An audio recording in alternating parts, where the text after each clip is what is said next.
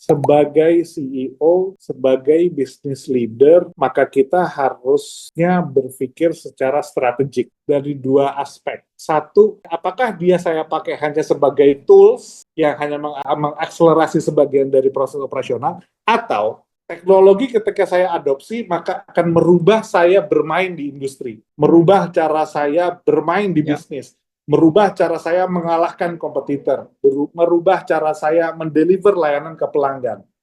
Tapi hari ini kita lihat Starbucks terlepas dari boikotnya. Starbucks tidak mudah bisa berkompetisi dengan, saya bilang, coffee shop lokal yang bisa beradaptasi dengan kebutuhan market dengan sangat cepat gitu. KFC di beberapa area di Indonesia itu kewalahan untuk ngadepin fried chicken lokal gitu. Ini jadi PR buat kita bahwa siapapun itu Present to you.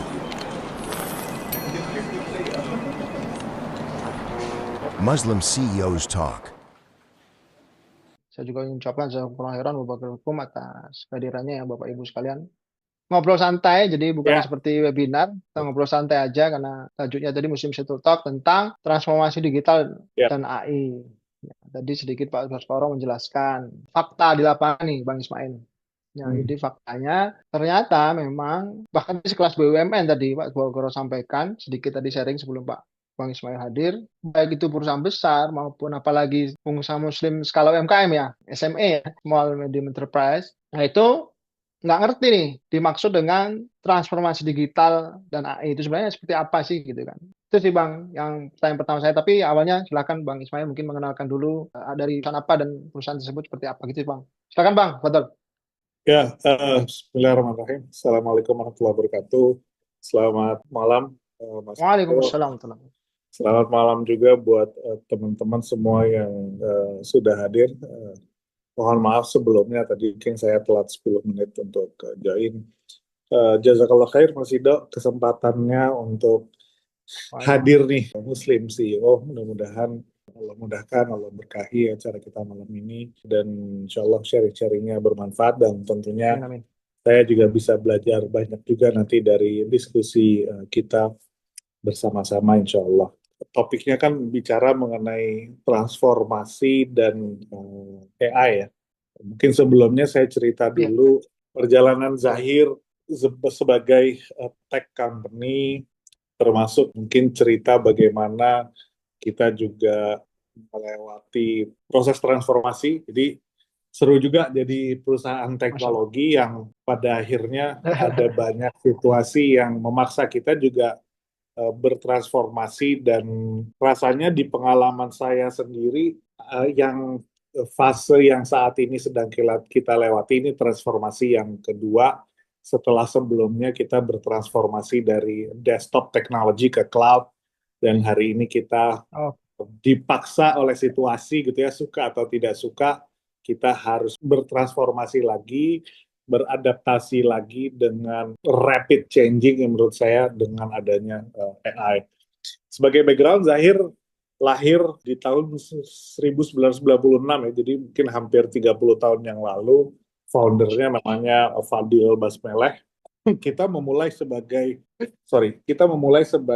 perusahaan software pada saat itu. Memang by accident juga ceritanya, karena sebelumnya Zahir itu sebenarnya lahir dari perusahaan advertising yang fail.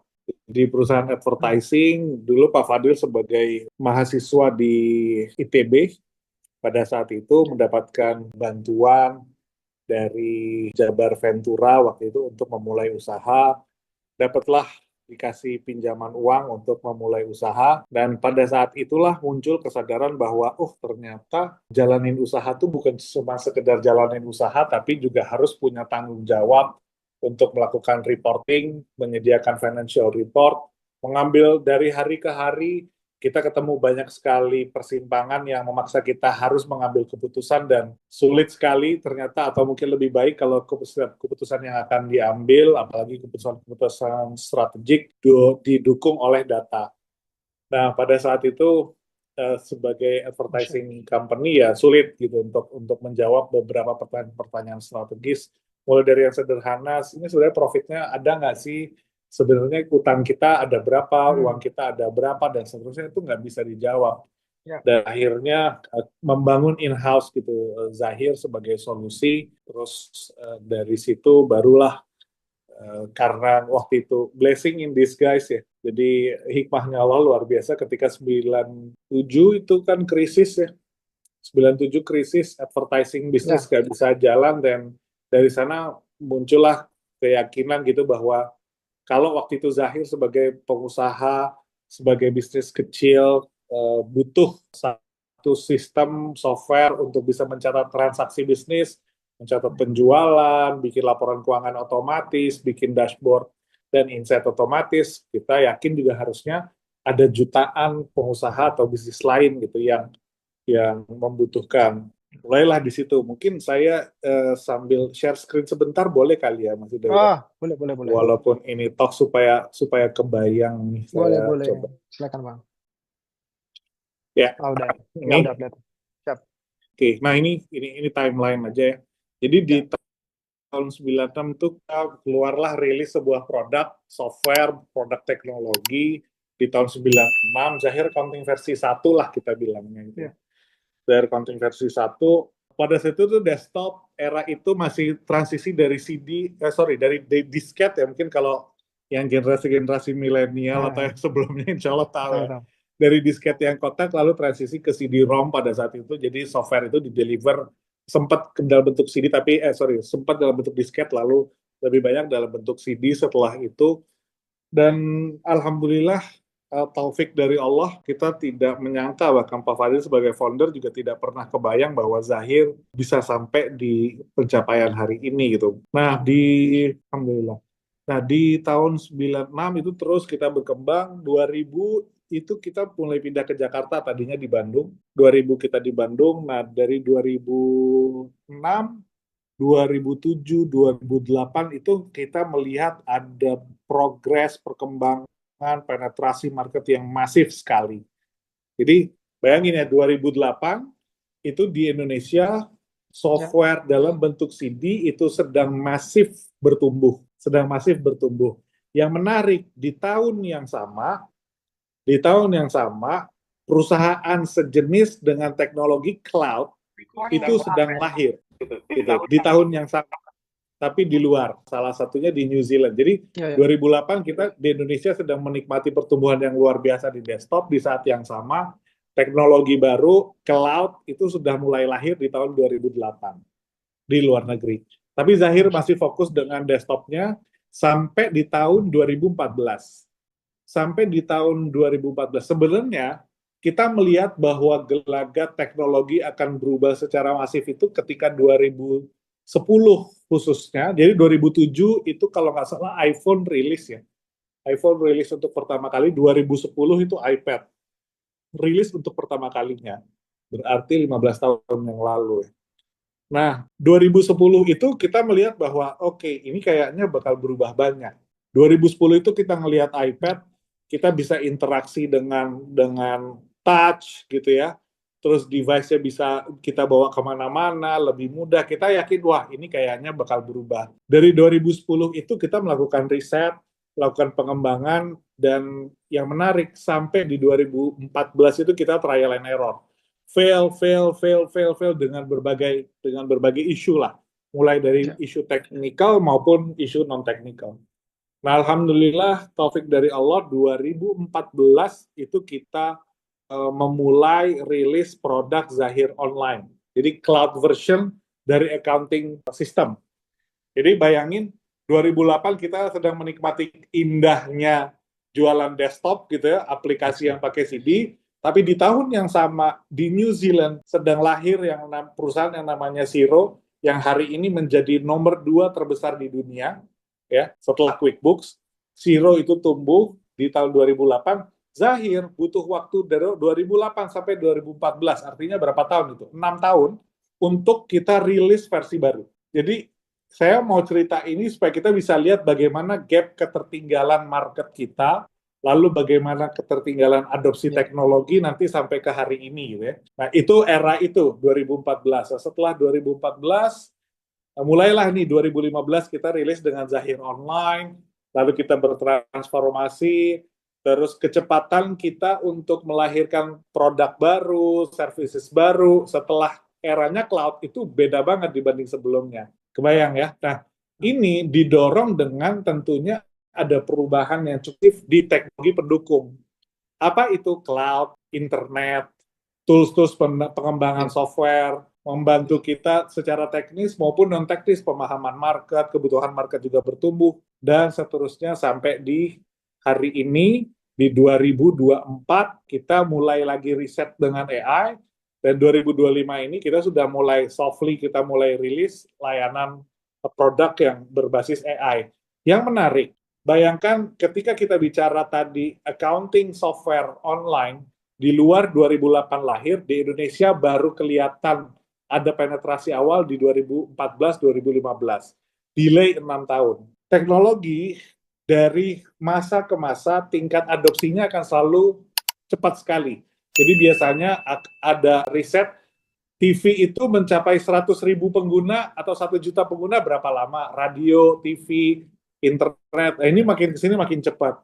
Nah, ketika kita ngomongin ChatGPT misalnya, hype-nya AI itu di 2 tahun lalu, hari ini hampir semua orang pakai gitu. Nah, itu bisa kebayang bagaimana loncatan kecepatan adopsi dari satu era teknologi ke teknologi yang berikutnya.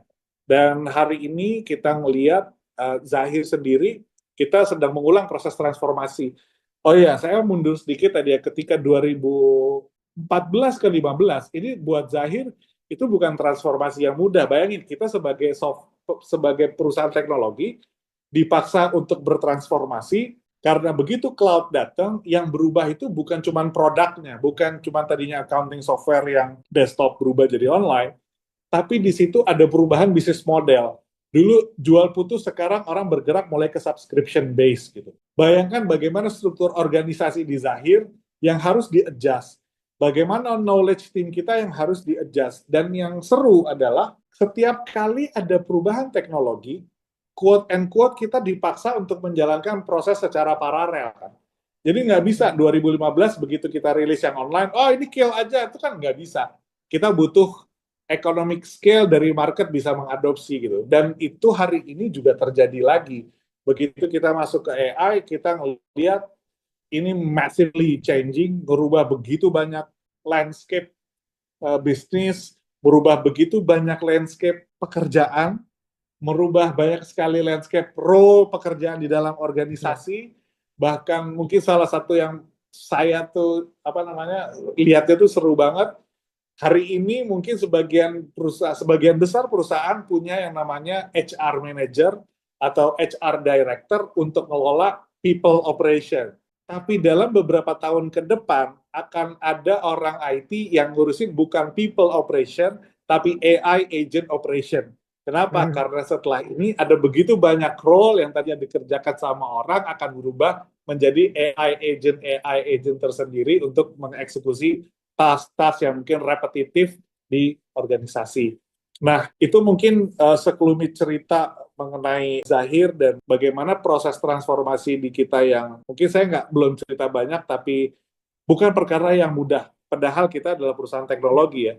Nah, kebayang di banyak sekali pengalaman saya ketika melakukan implementasi Zahir, maka isu-isu ketika melakukan implementasi teknologi itu banyak sekali, dan saya dari pengalaman saya berkesimpulan hari ini 80% isu setiap kali ada transformasi termasuk nanti AI adalah isu non teknis, bukan isu teknis. Jadi isunya tuh bukan di teknologinya tapi di non teknisnya, kesiapan orangnya, perubahan organisasinya, role-nya, belum lagi penolakan dan seterusnya. Mungkin itu Mas Ido sebagai pembuka bagaimana Zahir dan saya sebagai CEO bertanggung jawab, ya Allah takdirkan alhamdulillah untuk kembali melakukan transformasi lagi di tahun ini. Bukan proses yang mudah tentunya, tapi menurut saya ini part of the life of doing business gitu ya. Sudah memang begini, ada situasi di mana kita dipaksa untuk quote and quote seperti restart, mencari celah baru, mencari momentum baru, melakukan adjustment sana-sini supaya inline dan bisa beradaptasi dengan perubahan yang sedang terjadi dan kali ini menurut saya terjadi dengan sangat masif. Itu Mas Ido. Masya Allah. Baik, Masya Allah. Baik, jadi bagi teman-teman di sini mungkin ada beberapa yang bahkan belum memulai ya transformasinya atau sedang melakukan transformasi digital dan AI-nya, Bang Ismail. Jadi pertanyaan saya, apa sih sebenarnya kesalahpahaman terbesar lah ya? Baskoro cerita bahkan sebuah BUMN aja masih menyalahartikan tuh transformasi digital itu. Cuma hanya beri teknologinya saja gitu loh, tapi penggunaannya nggak bisa. Maka transformasi ini sebagaimana yang disampaikan Bang Ismail ya, harusnya komprehensif gitu kan. Tidak hanya, bahkan perkaranya nanti nggak cuma teknis nih, bahkan yang non teknisnya yang bermasalah nanti. Nah, itu seperti apa Pak Bang Ismail? Kenapa masalah non teknis itu jadi hal yang lebih Hmm, fundamental di pengalaman saya ketimbang pertama sebagai CEO, sebagai business leader, maka kita harusnya berpikir secara strategik terkait dengan teknologi. Apa sih maksudnya berpikir secara strategik? Artinya gini, ketika saya ada teknologi baru yang akan saya adopsi, hmm, saya harus melihat dari dua aspek. Satu, kalau dia apakah dia saya pakai hanya sebagai tools yang hanya mengakselerasi sebagian dari proses operasional, atau teknologi ketika saya adopsi maka akan merubah saya bermain di industri, hmm, merubah cara saya bermain di ya, bisnis, merubah cara saya mengalahkan kompetitor, merubah cara saya mendeliver layanan ke pelanggan. Jika itu yang hmm, terjadi, maka ini fundamental. Dan seyogianya, karena kita sebagai business leader, maka kita harus melihat dari sisi strategis, karena strategis itu fundamental sekali. Itu akan merubah arah perusahaan. Mungkin kelihatannya kayak berubah 1 derajat, tapi dalam waktu 2-3 tahun itu kan udah arahnya udah jauh banget gitu. Nah, ketika kita ngomong halnya strategis, maka bukan sekedar tools, maka ada banyak hal yang harus ya, jadi concern atau jadi perhatian kita. Pertama, apa output yang kita expect hmm, dari penggunaan teknologi ini yang akan berdampak secara serius terhadap perusahaan.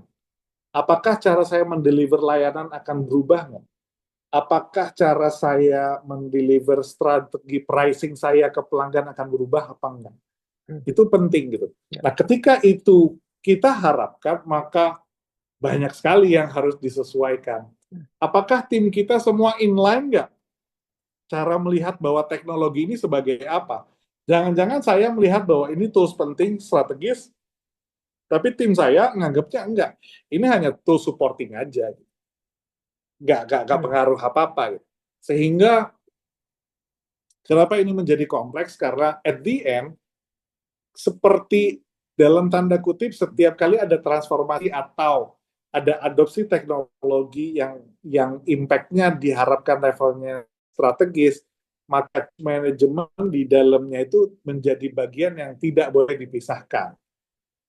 Kalau ada change management, hmm, artinya clear ya. Kalau ada change management, maka harus jelas ya, direction-nya kemana, apa impact yang akan kita expect, penyesuaian apa yang harus kita harapkan, oke, mindset orangnya seperti apa, skill orang-orangnya hmm, seperti apa, dan nggak semua orang atau kebanyakan dari kita selalu nyaman dengan status quo.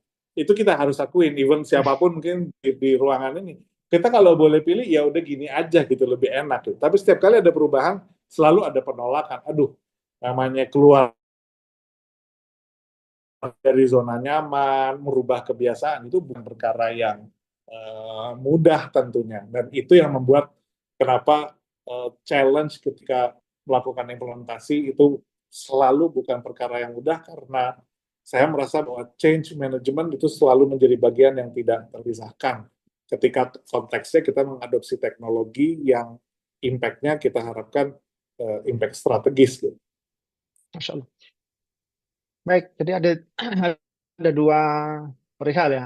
Jadi adopsi teknologi untuk operasional saja atau efek yang akhirnya sampai merubah model bisnis, ada manajemen. Berarti di sini ada realitanya ya, Bu, Bang Ismail. Pada saat eh, ini suatu hal yang strategis, berarti kalau dari perencanaannya aja nggak komprehensif, ini pasti akan terjadi fail gitu ya. Betul, betul, Gitu ya. Berarti harus ada roadmap-nya jelas, eh, dari sisi SDM seperti apa, mungkin struktur organisasi bisa berubah mungkin itu. betul, betul banget, Ya, Masya betul Allah. banget.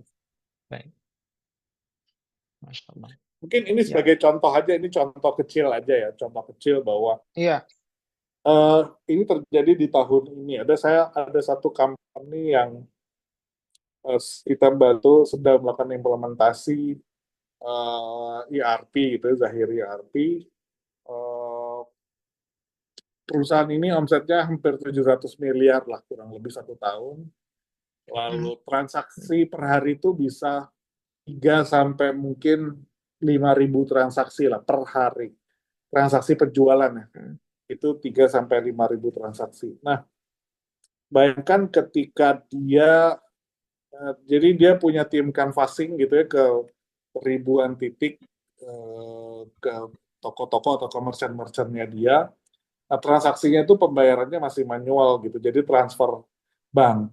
Hmm. Bayangin Hmm. kalau satu hari canvassing ke 1.500 titik, lalu 700-nya transfer bank, Hmm. maka kalau transfer bank kan kita harus konfirmasi, berarti harus ada orang yang duduk untuk melakukan Ya, pengecekan.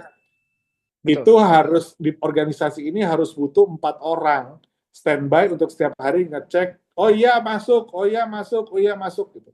Ya, ya. Nah, ketika kita mau implementasi, kita bilang ngapain prosesnya kayak gini, pakai VA aja atau pakai kris. Jadi begitu ada pembayarannya masuk, ada notifikasi langsung.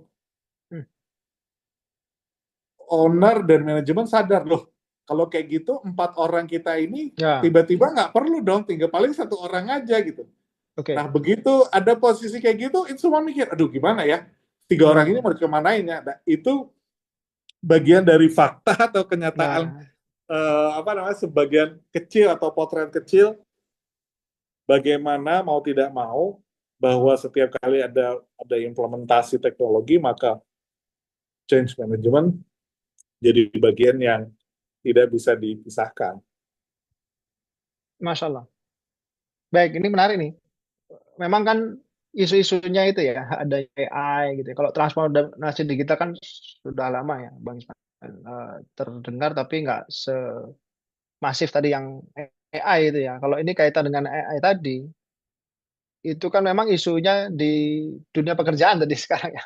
Ya termasuk mungkin ya para manajemen ya, top manajemen, middle manajemen, dan minimal middle manajemen lah ya. Itu kan ada isu yang tadi ada peran-peran yang tergantikan. Nah, itu kan ya benar nih. Nah, ini bagaimana nanti kalau tadi terjadi hal seperti itu ya, ada peran-peran yang kayaknya ke depan ini sudah nggak ada nih, tapi kan beliau-beliau ini sudah punya historical lama lah di perusahaan kita, sudah banyak memberikan sumbangsi kontribusi misalkan. Nah, itu seperti apa menangani change management atau apa yang perlu disiapkan, ya dipersiapkan untuk teman-teman yang sekiranya ke depan bisa digantikan AI tadi, Bang Ismail. Oke, pertama, kalau dari sisi perusahaan yang mengadopsi teknologi, Hmm. apalagi impact-nya diharapkan levelnya strategis, memang perencanaan dan change management yang matang itu perlu perlu jadi perhatian. Sehingga ketika ada tadi ya, ada persimpangan seperti yang tadi saya cerita, Iya, tiba-tiba baru perkara cuman payment kita automate aja gitu, iya, udah quote and quote kayak memakan korban gitu kan, iya empat betul. orang kita butuh 1 orang doang, nih 3 orangnya mau dikemanain. Nah, Hmm. 3 orang yang tadi bisa kita allocate untuk resources yang lain yang bisa diberdayakan. PR-nya adalah ketika kita allocate ke pekerjaan lain, maka sebagai company kita harus punya tanggung jawab untuk memberdayakan mereka untuk bisa fit in gitu sama role-nya mereka Iya, yang baru. Artinya apa? Kita harus nyiapin trainingnya mereka, harus kasih pelatihan, itu menjadi bagian yang tidak boleh atau tidak bisa terpisahkan gitu. Nah, yang serunya pertanyaan keduanya Mas Rido nih, sekarang terus gimana dong kalau pekerjaan saya akan tergantikan dengan iya, AI gitu. Eh, Mungkin kata-kata manisnya itu kan katanya gini ya, ini CEO-nya Nvidia kan bilang bahwa kamu tidak akan dikalahkan sama AI, tapi kamu akan dikalahkan oleh orang yang pakai AI gitu. Bener, iya bener, level tertentu bener, tapi di level clerical ya, di level yang repetitif, administratif itu nyata-nyata bahwa itu akan tergantikan. Kita harus akui itulah gitu, nggak perlu berkata-kata manis juga. Iya. Jadi kita lihat bahwa dulu mungkin pabrik banyak yang butuh orang banyak, sekarang hari ini banyak sekali pabrik yang areanya gede hanya dioperate oleh beberapa orang saja gitu. Karena memang pekerjaan repetitifnya manusia bisa digantikan robot atau mesin. Di konteks ini sama, ketika pekerjaan kita potentially akan di-replace oleh AI, maka kita harus melihat peluang walaupun ini tidak mudah, peluang baru apa yang lahir ketika ada AI. Sebagai contoh mungkin kalau kita ngomong 15 tahun lalu mungkin kan kita nggak kenal pekerjaan yang namanya data analis, kita tidak kenal yang namanya AI engineer, kita tidak kenal yang namanya automation spesialis gitu. Nah, hari ini pekerjaan-pekerjaan itu tumbuh. Yang jadi PR terberat adalah beradaptasi gitu. Itu beradaptasi Ya. itu rumit, bukan perkara yang mudah. Kenapa? Karena kita suka tidak suka harus belajar lagi itu, harus belajar lagi, harus lihat lagi. Saya sendiri aja juga ya tidak mudah gitu untuk saya belajar lagi nih AI sebenarnya gimana sih, ini Ya. tuh sebenarnya tools apa, seperti apa cara kerjanya. Saya menghabiskan berminggu-minggu untuk lihat dari satu video yang lain, coba tools ke tools yang lain Oke. gitu untuk memahami supaya dapat sampai di level rootnya gitu. Oh, ini tuh gini toh sebenarnya gitu. Nah, itu bukan perkara yang mudah gitu, butuh endurance, butuh kesabaran, dan itu yang kita harus yakini bahwa kalau pekerjaan saya di replace oleh AI, yes itu fakta, nggak boleh dilawan juga. Ya mau tidak mau apa ya kita harus belajar. Saya punya punya satu teman ya, teman yang udah cukup lama lah, udah mungkin hampir 20 tahun. Dia backgroundnya memang video, sorry, sutradara gitu ya, sutradara. Jadi suka bikin, tadinya pegang handle produksi film, iklan gitu, iklan. Nah, Ya. awalnya karena dia merasa bahwa value-nya dia itu adalah di art-nya dia, seninya dia nggak mau beradaptasi dengan AI gitu. Tapi lately dia merasa bahwa oh nggak bisa nih, pekerjaan saya udah bisa digantiin gitu dengan AI. Terus apa dong? Akhirnya mau nggak mau dia belajar AI dan dia melihat bahwa ada value lain yang bisa dia tawarkan ke market begitu ada AI. Gitu. Yang dulu mungkin kalau saya nggak pakai AI, mulai dari perencanaan sampai produksi mungkin akan butuh 3 bulan dengan biaya mungkin ratusan juta. Tapi hari ini yang membedakan saya dengan orang lain adalah creativity dan kemampuan mengenerate prompt yang bagus, sehingga dia belajar di situ. Sehingga dia bisa mendeliver karya yang lebih cepat, lebih affordable ke market, gitu. Masya Allah. Ya, tadi ada bahasa belajar ini. Ini satu kata yang mungkin di business owner terutama ya, Bang. Kalau teman-teman tim middle sampai ke bawah mungkin kata-kata belajar ini sudah menjadi suatu hal yang biasa ya karena mereka di training juga dituntut tadi ada adaptasi gitu kan supaya nggak tergantikan misalkan. Tapi kalau business owner ini kan kadang merasa ini punya saya gitu kan. Perusahaan ini punya saya nih. Ya, terutama di skala UMKM ya, Bang. Itu apa sebenarnya yang terjadi ya jika business owner atau para CEO yang termasuk business owner-nya juga ya yang di skala UMKM ini mikro kecil menengah lah ya. Jika beliau sendiri nggak ngerti nih tentang jangankan AI gitu ya, transformasi digital aja nggak familiar gitu, apa sih bukan mungkin kata-katanya tahu transformasi digital, AI, tapi tadi memahami sampai dapat soalnya ini AI itu sebenarnya nggak membantu dan seterusnya ini strategis nih, penting nih untuk teman-teman tim bawahan ini untuk belajar juga atau menggunakan juga dan seterusnya itu. Itu kira-kira apa resikonya gitu, menurut Bang Ismail ya, kalau mereka juga tidak belajar tentang itu? Ya, ketika kita eh, nggak belajar, maka kita tidak sadar akan dua hal. Satu, eh, bagaimana perkembangan teknologi ini akan berpotensi membantu saya bertumbuh. Maka Oke. kalau saya tidak memahami, maka saya kehilangan kesempatan sebenarnya untuk Betul. membawa organisasi dan perusahaan ini ke level yang lebih baik, lebih Hmm. cepat, dengan Hmm. cara yang lebih efisien gitu. Ya.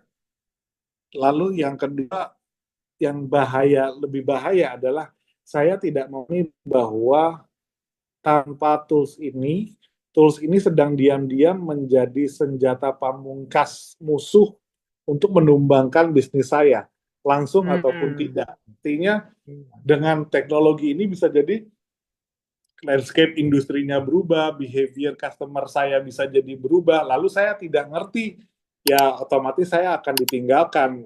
Nah, Oke. ini tuh krusial banget, karena tanpa kemampuan belajar atau tanpa kemauan belajar, maka kita tidak punya dorongan untuk beradaptasi. Kita akan merasa bahwa everything fine-fine aja gitu, semua baik-baik aja. Tapi kenyataannya kan hari ini siapa sih yang bisnisnya bisa sehebat itu, sustain gitu, nggak berhenti? Kan rasanya semua bisa tiba-tiba kena dampak dengan isu apapun gitu. Apa aja Ya. kan bisa. Nah, bayangkan kalau begitu ada hantaman besar lalu kita tidak bisa beradaptasi, ya kita ya akan kehilangan market, kehilangan momentum, kehilangan potensi pertumbuhan gitu. Hmm. Perusahaan sehebat Yahoo dulu, mungkin teman-teman di sini ada yang tahu Yahoo yang dulu kita anggap udah luar biasa. Siapa sih yang nggak punya email di Yahoo, anak milenial gitu ya? Ya. Even belum ada Gmail gitu. Nggak kebayang bahwa Yahoo bisa terhempas dari industri dengan apa ya, menurut saya dengan kejam gitu, keluar dari industri. Kita ngelihat siapa sih yang dulu nggak tahu Nokia gitu. Semua orang pakai Nokia, kita nggak tahu handphone selain Nokia. Lalu hanya berselang tidak cukup lama gitu, begitu iPhone keluar, BlackBerry keluar, pada saat itu Android keluar, gone. Hari ini nggak ada. Mana Kodak yang dulu punya riset dan paten yang luar biasa banget di digital Ya. imaging, tapi ternyata dia juga tidak punya kemampuan beradaptasi gitu.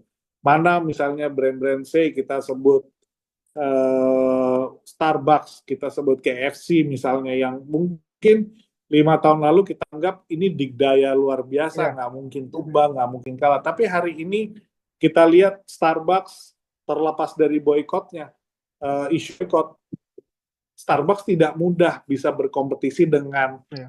saya bilang, coffee shop lokal yang bisa beradaptasi dengan kebutuhan market dengan sangat cepat gitu. KFC di beberapa area di Indonesia itu kewalahan untuk ngadepin fried chicken lokal gitu, kayak Sabana, The Besto dan segala macam. Di beberapa area itu tidak mudah buat mereka bersaing dengan pemain-pemain yang kecil. Kenapa? Yang kecil-kecil ini mungkin idenya lebih agresif, pricing structure-nya jadi lebih bagus, kerjanya lebih efisien, lebih oke. Nah, ini jadi PR buat kita bahwa siapapun itu, apapun yang kita jalani itu semuanya dinamis, Ya. semuanya bisa berubah, dan selalu menuntut kita untuk bisa beradaptasi. Jadi kalau nggak belajar, ya resikonya kita akan terhempas dan keluar dari bisnis. Baik, Masya Allah. Dan AI ini bisa membantu sangat luar biasa gitu ya untuk Wah, memberikan ide-ide tadi pricing, marketing ya kan. saya saya lihat AI ini secara pribadi, saya bilang ini adalah perkembangan yang super masif lah, saya bilang. Ini Ya. masifnya luar biasa karena eh, saking mudahnya tingkat adopsinya tuh cepat sekali, hampir Hmm. semua orang pakai gitu ya, Ya. terus akan berdampak ke begitu banyak area, hampir ke Ya. semua gitu ya. Saya punya teman yang, ini contoh aja ya bagaimana AI berdampak. Saya punya teman di Bogor, dia punya klinik, Nah, dia tahun ini sebenarnya berencana untuk mengembangkan sayap melalui jaringan untuk membuka klinik-klinik kecil lah di seluruh Ya, Indonesia. Tapi AI membuat dia berhenti untuk berpikir ulang gitu mengenai rencana pengembangan cabang-cabang contohnya. kliniknya. Kenapa? Karena di paparan terakhir yang dia lihat mengenai perkembangan industri kesehatan, khususnya klinik dan rumah sakit tentunya, di China hari ini kalau kita datang ke klinik, kalau sekarang kan kita datang ke klinik akan ketemu sama mungkin meja pendaftaran, ditanya mau ke dokter mana, mungkin ada 3-4 ruangan yang ada dokter yang menunggu gitu. Betul. Ini di China sekarang begitu kita datang ke klinik, isinya itu seperti foto booth, ya, Hmm. mungkin ada 5-6 foto booth, hanya ada satu dokter jaga. Hmm. Begitu kita punya keluhan, kita masuk ke foto booth itu dan ngobrol dengan AI. Masya Allah. Bayang nggak? Ya, ya. Kebayang nggak kira-kira gimana? Dan di nyata-nyata berbagai riset menyatakan bahwa diagnosanya AI itu lebih bagus daripada diagnosanya dokter. Dan mungkin Masya Allah. teman-teman Luar mungkin biasa. pernah lihat beberapa foto atau video yang viral bahwa Hmm. ketika pasien sedang konsultasi dengan dokter, dokternya nanya ke ChatGPT. Itu kan seru banget. Masya Allah. Dokternya nanya lagi ke ChatGPT gitu. Akhirnya Ya, ya, pasiennya ya. mikir, meninggal aku langsung aja ke ChatGPT kan Gitu. gitu. Betul. Nah, Masya Allah. itu yang kita apa namanya menurut saya cukup di satu sisi memang Ya, impresif ya. Impresif luar biasa di satu sisi ya semoga tidak terjadi tapi cukup mengkhawatirkan karena tadi ya isu ada begitu banyak sekali lapangan pekerjaan yang kita tidak tahu kemampuan beradaptasinya seperti apa, tiba-tiba harus hilang dan khawatirnya secara struktural akan mempengaruhi bagaimana pergerakan ya. ekonomi itu kan jadi isu dan tapi ya lagi-lagi buat saya begitu saya lihat AI this is impressive gitu. Kita Masya Allah. mungkin tidak terlalu jauh dari sekarang kita bisa jalanin company hanya dengan 1-2 staff aja, sisanya itu AI dan Hmm. AI robot semua yang bekerja. Itu bukan sesuatu yang mustahil lagi. Masya Allah. Baik, Insya Bang. Allah. Satu pertanyaan sebelum ke Bapak-Bapak sekalian nih, Bapak Ibu yang hadir hari ini. Jadi, kalau kami itu ada menemukan ya di teman-teman pengusaha UMKM ini. Jadi sebagaimana yang Bang Ismail sampaikan ya, kalau di luar negeri sana itu ya cloud aja sudah mulai 28 ya. Baru teradopsi ke sini kan baru berapa? Tahun 2015 tadi ya, mungkin sekitar segitu ya. Nah, seterusnya apa? Ada keterlambatan dalam mengadopsi sebuah teknologi itu. Karena kami menemukan tuh ada ketakutan sih Bang itu Bang. Ada ketakutan dari keamanan data gitu ya. Karena biasanya oh kalau pakai Zahir Cloud nanti data saya keuangan gitu kan diambil siapa nih nanti dipakai siapa? Ada kebocoran gitu kan. Isu-isu itu yang kami dengar gitu kan. Jadi ketakutan akan cloud apa transformasi digitalisasi ya, teknologi itu dari sisi keamanan gitu, keamanan data itu Bang. Itu gimana Bang Ismail solusinya nih supaya beliau-beliau nanti yang melihat videonya atau yang mungkin yang mengalami di sini ada ketakutan-ketakutan itu bisa hilang ketakutannya bagaimana mitigasi pengaman yang paling efektif lah menurut Bang Ismail. Oke, eh, ini tuh ketakutan ini tuh menurut saya ini kan kejadian berulang. Setiap kali ada perubahan teknologi, maka proses adopsi itu selalu Hmm. membutuhkan waktu karena kekhawatiran dan segala macam. Dulu Ya, mungkin di era saya begitu ada internet, lalu begitu pembayaran online itu mulai ada, bayar lewat kredit card, itu sebagian hmm. orang masih takut, ah masa iya segala macam. Apakah ada isu? Hmm. Ya tentu ada isu, ada aja celah-celah di mana kejahatan Hmm. itu bisa terjadi. Tapi toh seiring dengan waktu ya itu bisa clear dan mungkin semua orang hari ini kita lihat industri e-commerce itu tumbuh luar biasa salah satunya karena teknologi Ya, pembayaran online itu berhasil gitu.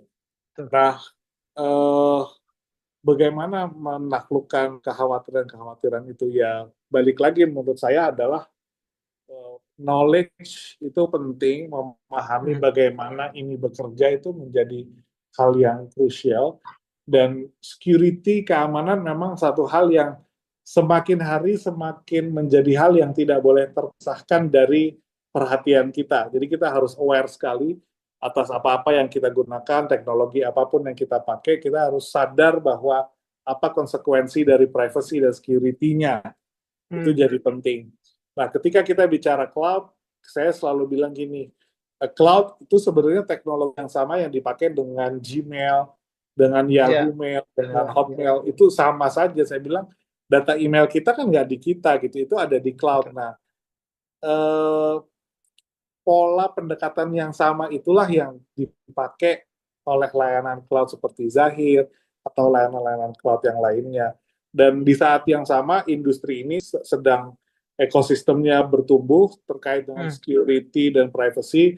Ada sertifikasi-sertifikasi, Hmm. ada protokol-protokol keamanan yang memang harus diimplement sehingga memastikan data itu benar-benar atau transaksi itu benar-benar aman. Seperti Zahir sendiri, kita secara organisasi harus mengimplementasi ISO 27001, itu Ya, adalah mengenai Security of Information System, Information Management, itu mengatur bagaimana sih organisasi ini mengelola perpindahan, penggunaan dari data-data yang masuk gitu ke dalam. Itu ya, penting. Lalu di sisi protokol keamanan, tentunya kita menggunakan, kita bilangnya eh, standar keamanan bank.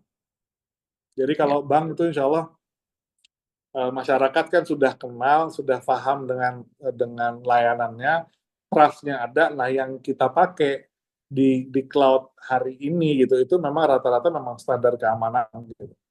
Mulai dari protokol apa namanya sertifikasi keamanannya, sistem prosedur keamanannya, autentikasinya dan seterusnya. Gitu, Mas. Masya Allah. Siap. Semoga bisa menjadi jawaban ya atas ketakutan-ketakutan tadi. Tapi ini kita lanjut ya. Ada pertanyaan Ya, dari ini angkat tangan nih. Dari Pak Brion. Silakan Pak. Ya tadi udah angkat Assalamualaikum tangan nih. warahmatullahi wabarakatuh. Waalaikumsalam warahmatullahi wabarakatuh Pak Brion. Kenalkan saya Brion Sudarman, domisili di Kota Tanjung Pinang, Kepulauan Riau. Oh, Masya Selamat, Allah. selamat berjumpa kembali Pak Ismail. Saya dulu peserta akhir tahun forumnya Pak Ismail bersama Dr. Indrawan ya, oh, Nugroho. Hmm. Nah, paham, di Pak. dalam di dalam forum itu saya pernah bertanya sejauh mana Zahir dapat membantu UMKM, karena UMKM itu susah sekali untuk melakukan pencatatan, ya kan Pak? Jadi mudah-mudahan sekarang dengan Zahir yang sudah ada AI-nya ini diharapkan membantu sekali untuk UMKM. Misalnya UMKM itu cukup hanya mencatat saja, tapi di akhir bulan dia hanya tekan satu tombol sudah bisa melihat bagaimana operasionalnya dia gitu. Nah, pada waktu forum yang terakhir saya ikuti bersama Bapak adalah pada waktu itu trennya adalah tren data science.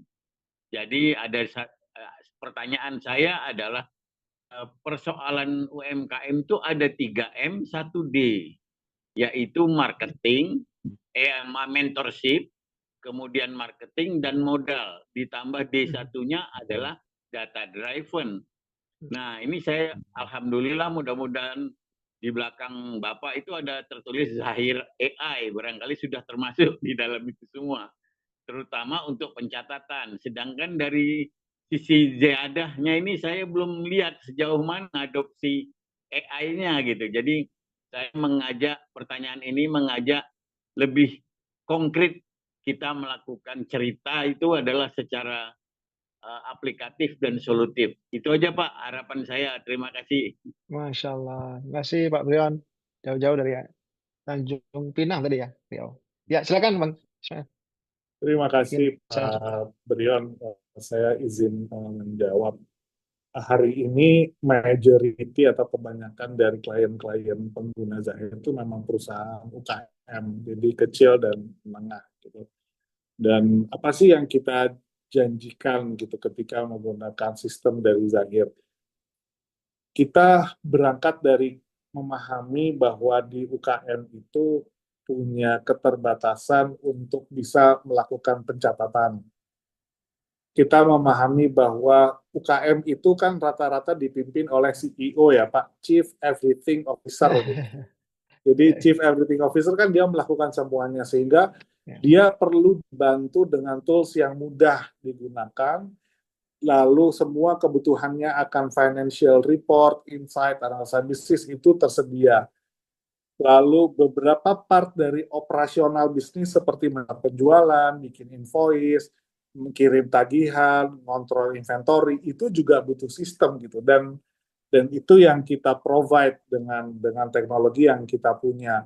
Hari ini seperti yang Bapak tadi mention, yes kita punya Zahir AI yang membantu Bapak atau teman-teman UKM untuk lebih mudah lagi membuat analisa bisnis, termasuk dalam waktu dekat melakukan proses penginputan. Sekarang, hari ini sebenarnya Pak, secara teknologi, kalau transaksi kita itu misalnya di rekening bank, misalnya di bank BSI misalnya, lalu Bapak nggak perlu ngapa-ngapain, BSI-nya terhubung dengan Zahir, setiap ada transaksi di bank BSI, maka Zahir bisa otomatis melakukan pembukuan Bapak, dan itu dilakukan dengan AI. Jadi kita tidak perlu lagi ada staff melakukan pembukuan, ada penjualannya, catat gitu, nggak perlu lagi. Jadi ada yang transfer sekian masuk ke rekening bank dibaca oleh sistem, AI langsung bisa menyimpulkan bahwa oh ini penjualan, ini pembayaran piutang oleh si X gitu, lalu dicatat di pembukuan. Anytime 24 jam dengan adanya AI, Bapak rasanya kayak punya staf administrasi keuangan, staf administrasi bisnis yang Bapak boleh tanya apa saja terkait bisnis. Saya sekarang tuh performance bisnisnya bulan ini dibanding bulan lalu gimana ya? Apa ya yang harus jadi perhatian saya bulan ini supaya bulan depan saya bisa tumbuh 5%? Itu bisa dijawab semua insya Allah dengan AI. Mudah-mudahan setelah ini AI Zahir bisa masuk ke skop yang lebih luas, termasuk tadi dalam proses penginputan, sehingga nggak cuma baca report, analisa, bikinin rekomendasi, strategi, termasuk pencatatannya juga bisa otomatis bisa dilakukan dengan AI agent dari Zahir. Itu Pak Brion. Masya Allah. Terima kasih Pak Ismail. Nah, dari Ziadah ini saya belum begitu kenal dengan Ziadah. Mudah-mudahan bisa membuat AI yang khusus untuk marketing maupun permodalan untuk UMKM dengan data driven-nya itu. Siapa? Beliau. Kalau Alhamdulillah. kalau boleh ini MC-nya bicara juga karena membawa nama Ziadah juga ini. Iya, Pak. Beliau. Jadi kalau di Zeta Consulting memang penerapan AI dan teknologi masih di internal sih, ya strategis ya. Jadi kami memang ada dari awal struktur organisasi kami sudah ada head of digital transformation nih di Pak Alfian hadir nggak ya? Pak Alfian. Jadi kita punya divisi khusus memang untuk perihal mengadopsi termasuk AI ya, perihal mengadopsi bisnis karena yang kami sadar tadi sebagaimana yang disampaikan Bang Ismail ya bahwa saat ini seharusnya sebuah perusahaan itu sudah ada divisi khusus ya, yang mengenai transformasi digital gitu ya. Nah, maka di Zeta Sakti alhamdulillah kita sadarkan itu sejak tahun 2023 ya. Kami sudah membuat struktur organisasi yang mengadaptasi itu ya, termasuk AI ya. Jadi kita selalu mencari bagaimana teman-teman tim ya semua kita di Zeta Consulting dimudahkan ya dengan adanya teknologi ya, baik secara strategik maupun secara teknis. Maka kami ada Head of Digital Transformation tadi. Itu sih, Pak Don. Nah, memang ke depan insya Allah kami akan juga membuat produk-produk ya secara digitalisasi. Ya ini sudah ada di rencana strategis kami ya, dengan Pak Dias. Pak Dias hadir nggak ya? Head of Sales marketing kami sudah Hadir, Pak. membicarakan itu. Ya hadir, Masya Allah ya. Ya mungkin kalau lebih detailnya nanti bisa disampaikan oleh Pak Dias ya. Jadi insya Allah kita akan juga menuju ke sana gitu karena ya untuk kemudahan juga teman-teman UMKM sehingga eh, layanan kami modul solusi Zero Consulting bisa mudah digunakan lah ya bagi teman-teman UMKM di seluruh Indonesia. Itu Pak. Intinya kami tapi memang kompetensi kami adalah pendampingan Pak. Ya pendampingan implementasi pembenahan manajemen di 5 pilar. Ya, penjualan, pemasaran, keuangan, SDM, dan operasional. Ya, jadi tadi perihal juga change management ya. Bagaimana teman-teman yang sudah mulai melakukan perubahan secara signifikan ya. Tadi mulai menggunakan AI atau mulai sadar akan manajemen profesional, sesuai itu kami mentransformasinya dengan smooth gitu. Karena kami tahu betul bagaimana cara mengelola mindset dan behavior yang biasa terjadi UMKM sebelum adanya perubahan. Itu mungkin Pak Pion yang bisa kami sampaikan. Oke, terima kasih Pak Ido. Sama-sama Pak. Baik, kita lanjut ke Pak Ihsan. Silakan Pak Ihsan Fauzi. Baik, Bismillah. Assalamualaikum warahmatullahi wabarakatuh. Terima Waalaikumsalam. kasih, Ido, juga Pak Ismail. Salam kenal, saya Ihsan, Pak, dari PT Gradient di Bandung, Pak. Jadi kami bergerak di bidang produksi untuk manufaktur, untuk spare part ke salah satu pabrik di Indonesia. Dan memang kami untuk karyawannya sekitar kurang lebih ada 40 orangan, Pak, ya, skalanya. Dan sebenarnya kalau kami baru sebatas mungkin kalau ERP dari segi tadi ya untuk di enterprise resource planning-nya kan semuanya sudah tercover ya kalau di ERP. Kalau kami untuk sistem itu baru sebatas di HRM-nya Pak. Jadi kita sudah pakai sistem absensi dan sebagainya. Nah, kita 90% itu mengandalkan dari satu klien ini Pak gitu ya. Kita tuh untuk kapasitas pengiriman 1 bulan tuh 1,1 juta piece per bulannya. Nah, itu 90% Pak, hanya satu klien. Nah, 10%-nya itu dari yang lain gitu Pak. Ini kecil, tapi kendala kita adalah resikonya ketika yang satu klien ini B2B-nya ini sudah tidak menjadi klien kita, maka udah bubar jalan Pak gitu sederhananya. Nah, otomatis kita harap planning yang kedua Pak, yaitu membuat produk yang winning atau mungkin disesuaikan dengan resource kapasitas kita yang ada. Nah, kalau misalkan berkaitan dengan tadi AI, Zahir AI sendiri, kemudian tidak Ziyadah Consulting sendiri ya, apakah ketika kita yang notabene-nya adalah di produksi manufaktur dan kita pengen mencoba untuk di mungkin lebih ke arah PMF ya, product market fit, kita ada risetnya, kemudian nanti kita produksi gitu ya, sesuai dengan resource yang ada gitu. Apakah dari Zahir AI-nya, dari mungkin dari set tadi mungkin tadi ada buka klinik dan sebagainya, apakah memungkinkan nih gitu ya bisa buka cabang, kita produksinya seperti apa, kemudian dari Ziyadah Consulting-nya.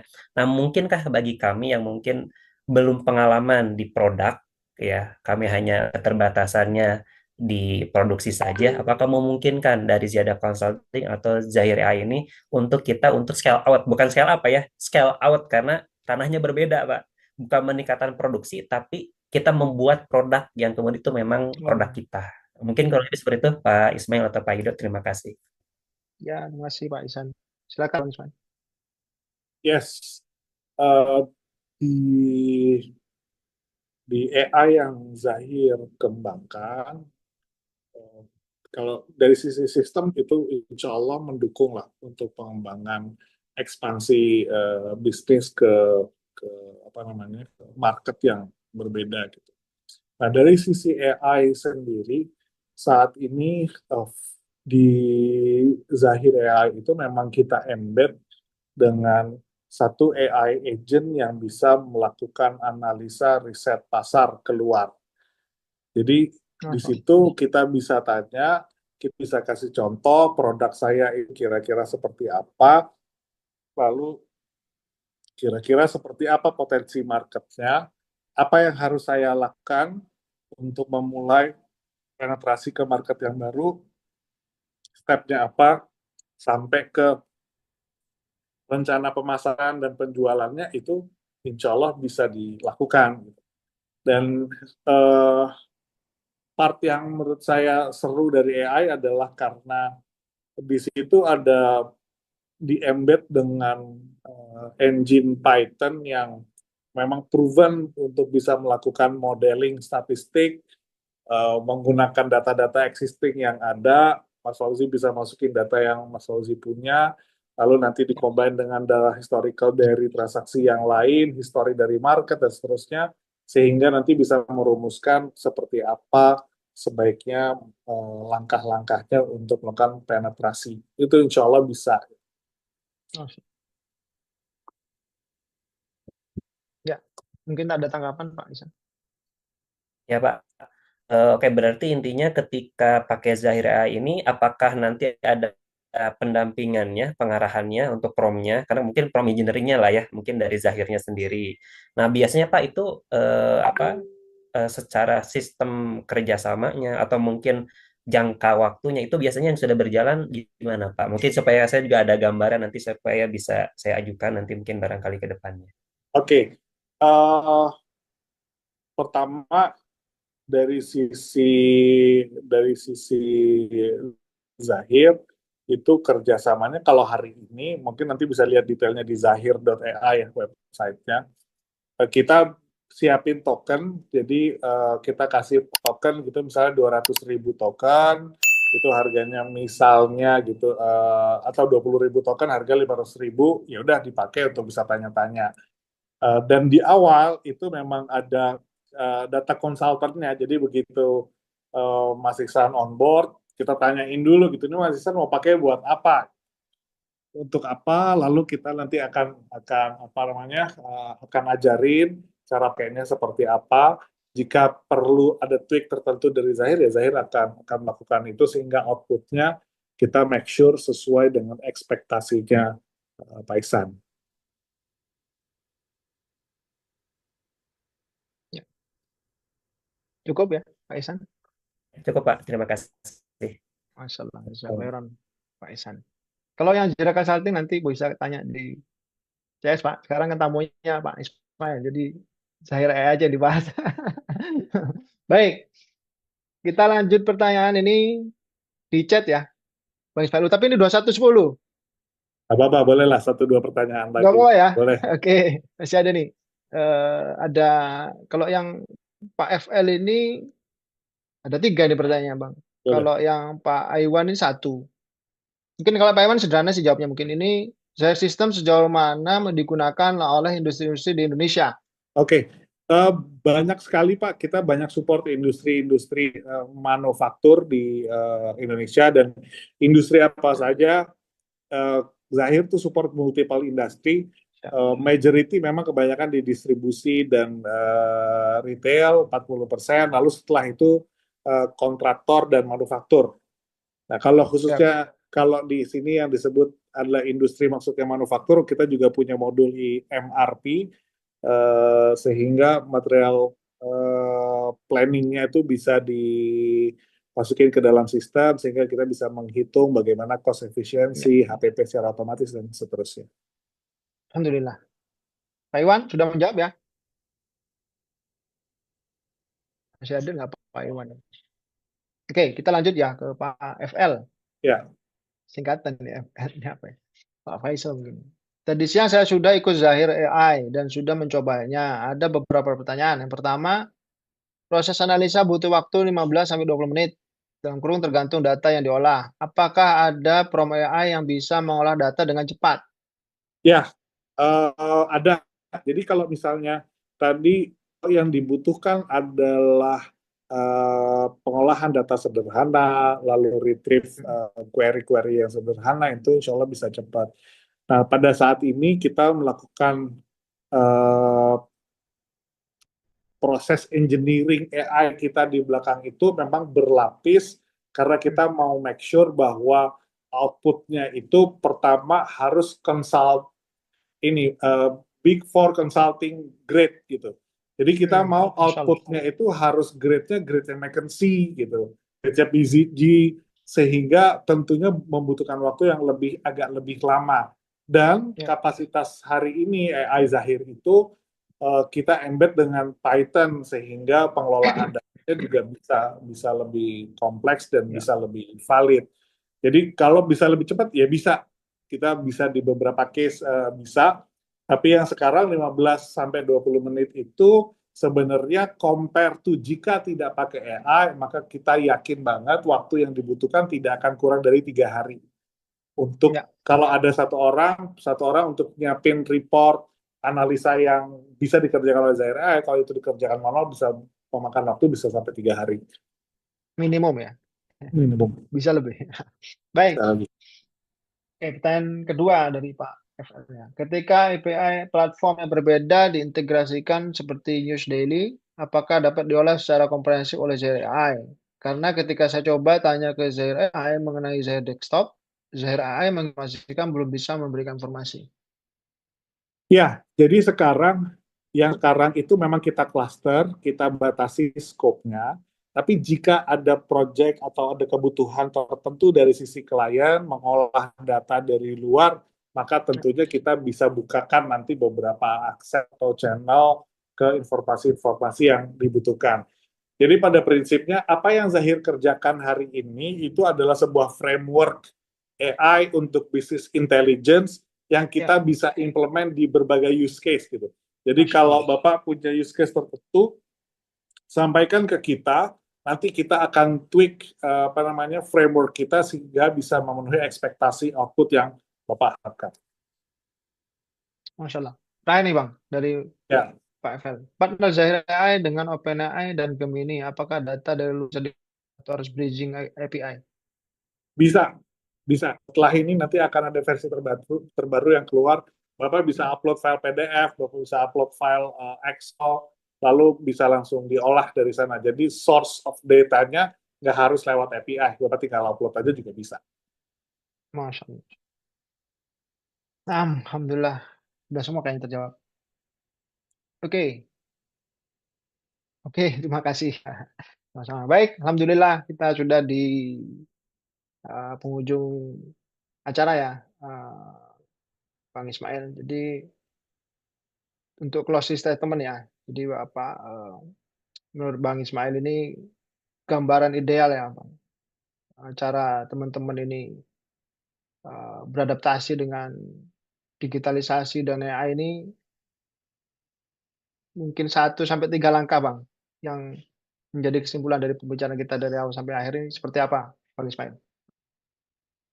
Oke, pertama simpelnya gini, melakukan adaptasi itu saya selalu melihat bahwa proses belajar itu menjadi hal yang paling basic, yang paling mendasar, dan belajar ini kan belajar hari ini tuh challenge kita tuh gini, kita itu dia mungkin sedang didoktrin oleh pola sosial media, story yang pendek-pendek, lalu Ya, TikTok yang pendek-pendek gitu. Sebenarnya kalau kita mau menyempatkan waktu nonton satu video yang bahasannya agak lebih dalam, mungkin spend waktu 15-20 menit, kita lihat satu video di YouTube itu insya Allah cukup gitu. Coba aja paksain satu hari nonton 2 video, ya. tiap hari itu insya Allah part of belajar dan termasuk seperti apa yang kita lakukan hari ini itu yang pertama. Yang kedua kita cari quick wins. Biasanya kalau saya selalu suka cari benchmark gitu. Di industri Ya. saya AI itu sebenarnya impact-nya bisa apa aja sih gitu. Nah, itu banyak sekali artikelnya, banyak sekali pembahasannya dan mudah-mudahan risetnya juga udah mulai kelihatan sehingga kita bisa belajar dari sana. Terus AI-nya kita lihat AI-nya seperti apa, kita ngerti lalu kita benchmarking apa sih yang bisa digunakan AI bisa berimpact apa sih kepada industri Ya. saya secara spesifik. Itu yang kedua. Yang ketiga, start dari hal yang paling sederhana dulu. Jadi mulai aja sesimpel, bisa nggak ya perusahaan saya bikin konten otomatis gitu ke LinkedIn, ke Instagram, ngepostnya otomatis gitu. Nah kalau udah dari sana nanti kita bisa dapat, oh seperti ini tuh AI bisa membantu saya. Itu paling Mas Ido. Masya Allah. Alhamdulillah. Sangat menarik ya. Barakallahu fikum. Semoga manfaat Bapak Ibu sekalian. Terima kasih banyak sekali lagi kepada Bang Ismail ya. Jazakallahu khairan wa barakallahu fikum. Semoga menjadi catatan amal jariah di sisi Allah Ta'ala, Bang.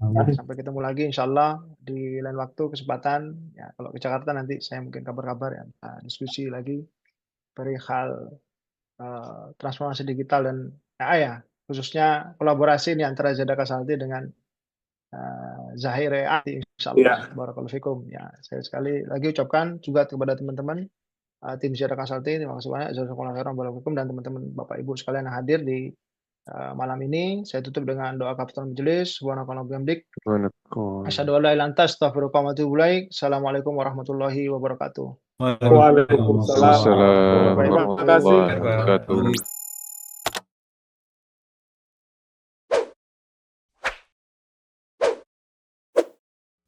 Halal Transform Accelerate Ziyadah Consulting